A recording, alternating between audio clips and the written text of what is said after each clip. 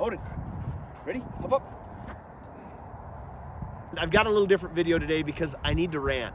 Had an experience this morning with my city animal control officer, and it's got me kind of frustrated. I've been reflecting on city ordinances and how they impact those of us with large breed dogs, whether that's a golden retriever, a Labrador, Dobermans, Great Danes, whatever it might be. All right, so let me tell you what happened. This morning, I got a late start and needed to give my dogs a little bit of exercise before I went to work.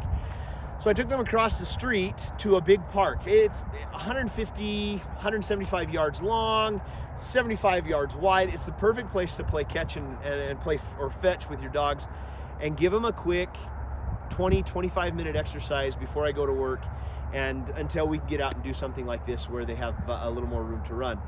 As I was putting Lady up, I'd already worked on, an animal control officer pulled up and informed me of a city ordinance in the city where I live that requires my dogs to be on a leash at all times. Now, here's the problem with that.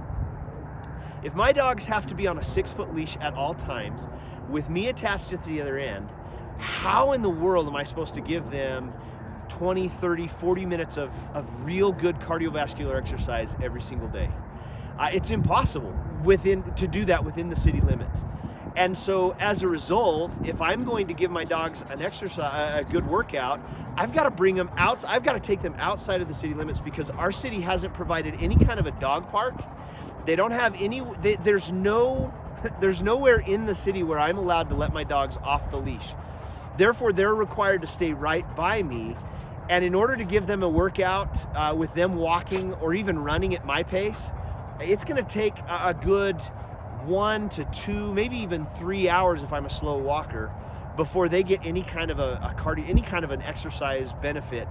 And as a result, my dogs in the city of where I live can't get a workout unless I take them outside of the city like I am right now.